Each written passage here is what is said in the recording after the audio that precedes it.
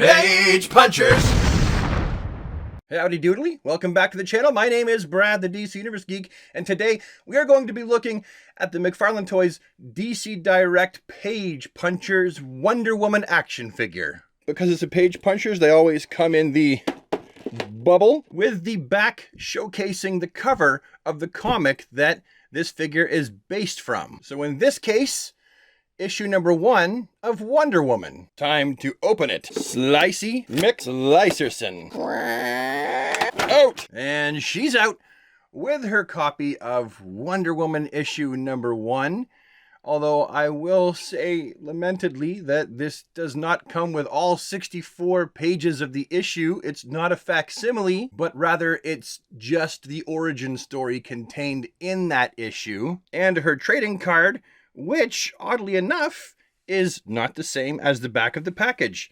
It is a completely different picture, so I think that's kind of cool. And for those of you who would like to, you can pause right now to read the back of what is on said trading card. Wonder Woman also came with a total of 3 interchangeable sets of hands: fists for punching, hands for grabbing, and open action hands, as well as an action figure base with the new old DC Comics logo. Before we take a look at Diana in hand, we have her up on the spinner here so we can get an idea of exactly what we're getting into and the color palette and body sculpt details that we are dealing with. And so far, I think that she looks pretty good.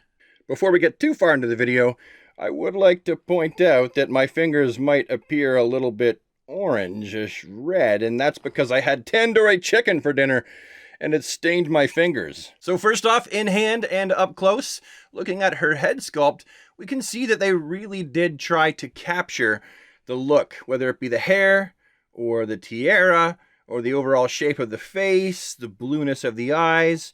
They really did try to capture that old school Diana Wonder Woman look.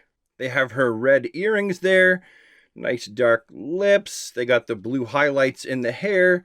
We can see all of that fantastic hair for the back of her head sculpt. That looks really nice. Moving down to her Wonder Woman eagle that is on her chest. And they did a great job painting this on. All the lines are nicely, crisply painted. We have the yellow inside of the black lines where it should be. And it's also comic accurate. And then moving further down to her belt and skirt area, you can see that there's plenty of stars. That's for sure. I do wish that it was a lighter blue. Like, see the blue of the trading card here? I wish that that was the blue of Wonder Woman's skirt. I wish it was a lighter blue. But it doesn't look bad. That's just my preference, and I feel like that would have made her a little bit more accurate. Although her white belt is accurate, it wasn't actually gold when she was first designed, when she was first created. And her bracers were actually this narrow, and they were actually black when she was first designed. So these are also accurate. And then, of course, we have her Wonder Woman boots. And a big difference between these ones and the previously released Wonder Woman is that these boots actually have a stiletto on the bottom. She's got a high heel, which, again, is accurate to the source material. And I prefer my Wonder Woman to have high heels anyway, so this is cool. So a very cool looking figure overall. I think they did a great job with capturing that early Golden Age looking Wonder Woman design. I will say one thing that I wish they had have included with this figure that they didn't, that they probably definitely absolutely should have, and that is her golden lasso. Why, for the love of God and all things holy, do we not have her golden lasso? That's like a key element to Wonder Woman. You don't have to give her a sword and shield, but you do gotta give her that golden lasso. For those of you wondering how the Amazonian princess compares to the previous Wonder Woman figure, well, I mean, they're both big. They're both tall figures. Although, this Wonder Woman would be shorter if she wasn't wearing great big stilettos. And here I've brought out the 1941 appropriate Batman and Superman figures. And you can see that Diana is taller than both of them. And actually in the comics, back in the day, she wasn't. So for those of you who are scale hounds, this might be a bit of an issue for you. Although, some people just chalk it up to, well, she's an Amazon, so she's bigger, so it doesn't really matter. However, when I bring in a Superman figure that uses the more modern old man soup's buck that seems to have been used for just about every Superman now, we can see that things begin to scale just a little bit better. Although Wonder Woman is still a little bit tall in comparison to Batman. One thing that I'm sure people are wondering about is going to be how articulated she is. So let's find out together, because I honestly don't know. I try to save the doing any kind of real moving of the body parts until this part of the video. So I find out usually when you do. So looking down, looking up is like, nope, not happening. Looking off to the side, she can tilt her head and be like, right. Here we have the McFarlane rounded hinge. We're going to have the 360 bicep swivel. No need to show you that. We know what it does. And her double jointed elbows, well, they crunch up really nicely. Although I will say, her 360 bicep swivels, once you turn them, they're ugly.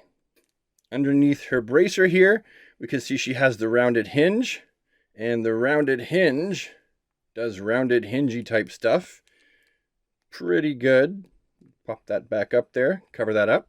And then down below, we can see that her skirt is definitely going to get in the way of any kind of splats and any kind of forward articulative motion or reverse motion. Underneath here, she has a big hunk of plastic that's attached under her skirt. And her thigh cut approximation is not so good. Not so good. So with a leg that won't go that far up, having a double jointed knee just seems, I guess, kind of weird. It would maybe cooler if this was cloth. That would have been perhaps a little fun. And of course, she has the rounded hinges in the ankles, up, down, pivotty, pivotty, pivotty, and no toe articulation whatsoever. So, not terribly good, not terribly bad. I would give her articulation a 5. I would say her articulation is about a 5 out of 10. Anyway, so what do I think about this Wonder Woman figure? Well, I mean, considering I wasn't even sure we would ever get a Golden Age Wonder Woman figure from McFarlane, that's a plus. And she does look nice as far as the color palette goes. You've heard my thoughts on wishing that the blue from her skirt was perhaps a little bit darker. And darn it, she should have came with her golden lasso. That should have been a thing that was packed in with this figure. How do you not? That's like not packing in Green Lantern with a power battery, which has happened in the past as well. But I do like her, and I would give this figure, as far as looks, a 10 out of 10. As far as posability and, your ability to utilize this figure and get her into various poses, I would give her a 5 out of 10. So if it's out of 20, this would be a 15 out of 20. A 15 out of 20 is what I would give this figure. Or perhaps a 7.5 out of 10. There you go. Anyway, that is all for today. Thank you so much for tuning in and watching my video of this here Golden Age Wonder Woman action figure review from McFarlane's DC Direct branded Page Punchers line, and I will see you all with the next one. Have yourself a DC day, and look after those around you, because Lord knows we all need it in these trying times.